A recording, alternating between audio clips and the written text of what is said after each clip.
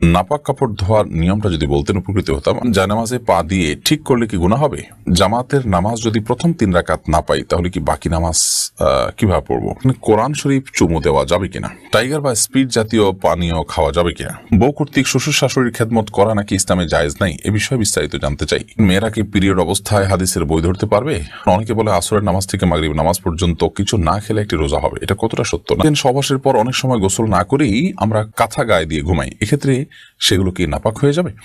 Fatema Simi ID থেকে আপনি লিখেছেন, একটা নুডলসের প্যাকেটের ভেতর সচরাচর একটা মশলা প্যাক থাকে, বাট দুইটা পেয়ে গেছি, অবস্থা কি করা উচিত? দুইটা কি খাওয়া যাবে? হ্যাঁ, দুইটা খেতে পারেন, কারণ কোম্পানি আপনাকে ওই প্যাকেটটাই বিক্রি করে দিয়েছে। যদি ভুল করে দেয় তাহলে কোম্পানি দিয়েছে, এবং কোম্পানি এই ধরনের জিনিস ফেরত নেয়ও না, এবং এটার প্রতি কোম্পানির কোনো দাবি থাকারও কথা নয়, তো ছোট এবং তুচ্ছ জিনিস বিধায় এটা আপনার জন্য জায়েজ হবে ইনশাআল্লাহ। তার ফজরের সুন্নত নামাজ কাজা হয়ে গেলে কি তার দিনের যে কোনো সময় বা যে কোনো দিনে কাজা পড়া যাবে?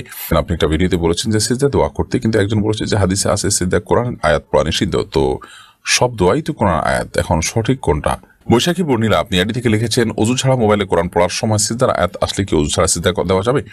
অজু ছাড়া সিজদা দেওয়াকে সৌদি আরবের স্কলারগণ জায়েজ মনে করেন, কিন্তু হানাফি মাযহাবুল উলামা ইকরামের মতে অজু করার জন্য সিজদা দেওয়ার জন্য অজু করা জরুরি এবং আবশ্যক, যার কারণে আমরা অজু সিজদা দিয়ে অজু করে তারপর আমরা সিজদা দিব, এটা হবে অধিকতর সতর্ক এবং নিরাপদ।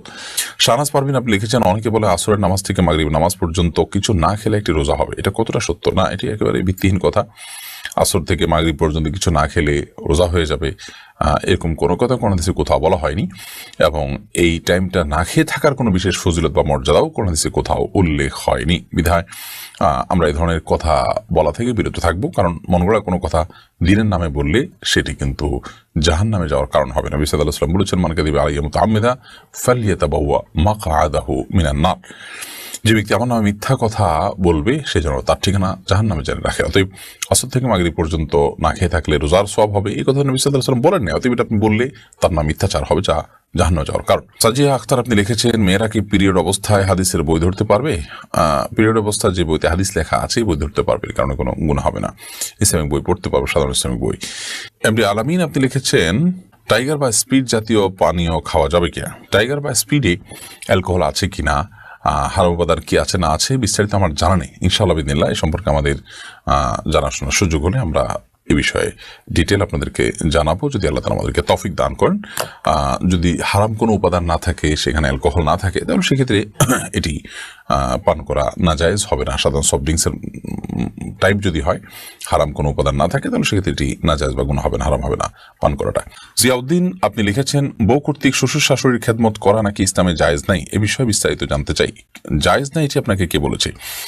একজন বৃদ্ধ মানুষ, যে কোনো বৃদ্ধ মানুষেরই তো খেদমত বা সেবা করার চেষ্টা করতে হবে। সেখানে শ্বশুর শাশুড়ি তাদের তো আপনজন হওয়ার কারণে, স্বামীর সাথে সম্পর্কের কারণে তাদের প্রতি তো একটা নৈতিক দায়িত্ব থাকে যে তাদেরকে আমরা বিশেষভাবে সেবা করব সাধ্য অনুযায়ী, কিন্তু তাদের জন্য তাদেরকে সেবা করাটা ফরজ বা ওয়াজিব না। মায়ের প্রতি সেবা করা যেরকম সেরকম নৈতিক দায়িত্ব, শরীয়ত অবশ্যই এটাকে প্রশংসনীয় মনে করে।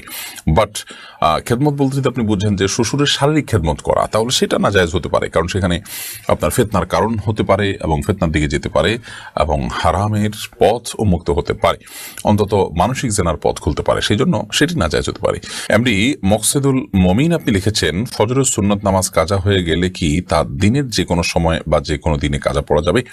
ফজরের সুন্নত নামাজ যদি কাজা হয়ে যায় তাহলে দিনের যে কোনো সময় না, বরং আপনি জোহরের আগে আগে পড়ে ফেলার চেষ্টা করবেন। কোনো কারণে জোহরের আগে আগে পড়তে পারেন নাই, তাহলে পরবর্তীতে পড়লেন, এতেও আদায় হয়ে যাবে আপনার সালাত।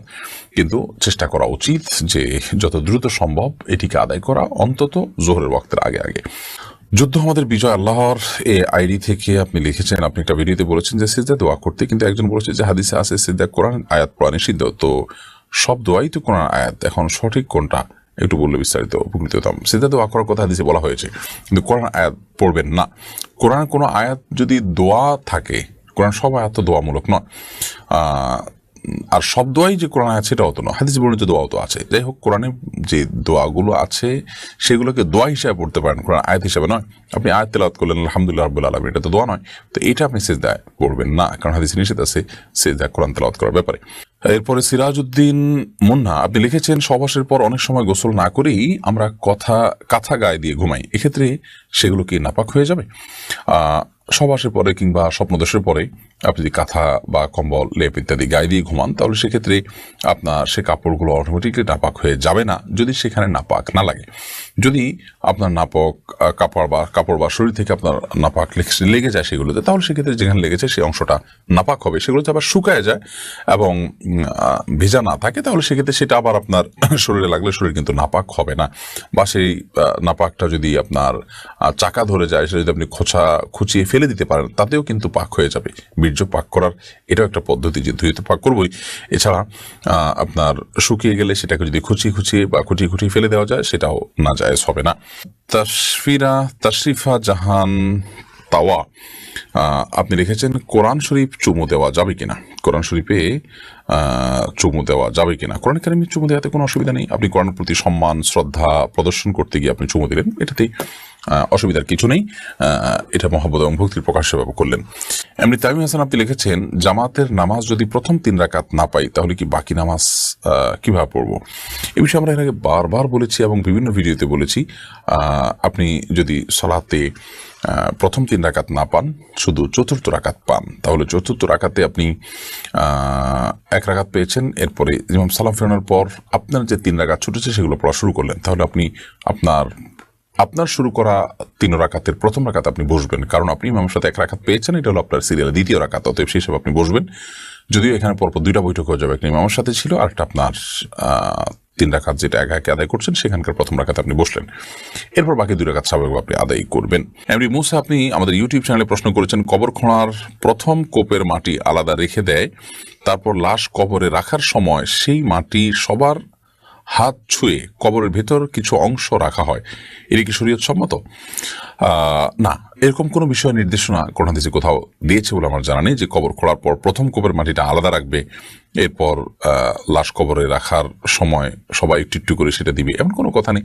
লাশ কবরে রাখার পর সবাই মিলে মাটি দিবে, দাফন করবে, দাফন কাজে শরিক হবে, সেটা পরের কোপের মাটি দিলেও হবে, প্রথম কোপের মাটিই সবাইকে দিতে হবে একটু একটু করে, এমনটির কোনো বাধ্যবাধকতা নেই, আবশ্যকীয়তা নেই। এটাকে আবশ্যক মনে করা বা জরুরি মনে করা বা এটাকে সুন্নাহ মনে করার কোনো কারণ নেই, কারণ কোনো হাদিসে নবী আলাইহিস সালাম থেকে এরকম কোনো কিছুর নির্দেশনা হয়েছে বলে আমার জানা নেই। এরপর রাজিবুর জামান সাবিত আপনি লিখেছেন, জায়নামাজে পা দিয়ে ঠিক করলে কি গুনাহ হবে? না, কোনো অসুবিধা হবে না। আমরা অনেকেই এটাকে মনে করি এটা দোষের, এটা গুনাহের। জায়নামাজের উপর আপনি পাও দিয়ে দাঁড়াচ্ছেন, তাহলে সেটাকে পাও দিয়ে যদি সোজা করেন, এদিক সেদিক আছে, সেটাকে আপনি ঠিকঠাক করেন, তাহলে সেক্ষেত্রে কোনো গুনাহ হওয়ার কারণ নেই। আমরা অনেকে এটাকে গুনাহের কারণ মনে করি। হাত দিয়ে জানামাজ যেমন আপনি সোজা করতে পারেন, পাও দিয়ে করলেও কোনো অসুবিধা হবে না।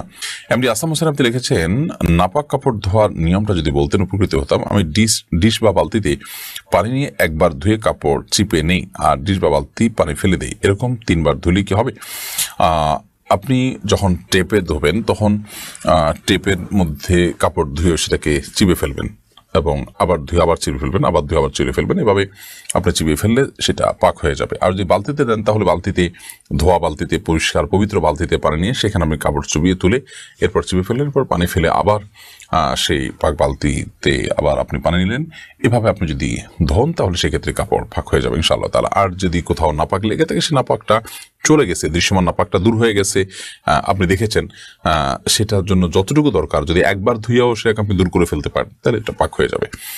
আর যেটা অদৃশ্যমান নাপাক, দেখা যায় না, যেমন পেশাব কাপড় লাগলো কিন্তু কাপড়ের সাথে মিশে এটার কোনো আলামত নাই, একাকার হয়ে গেছে, তাহলে সেক্ষেত্রে এটাকে আপনি বিসমিল্লাহ বলে ধোবেন, 3 বার ধুলে সেটা পাক হয়ে যাবে ইনশাআল্লাহ তাআলা।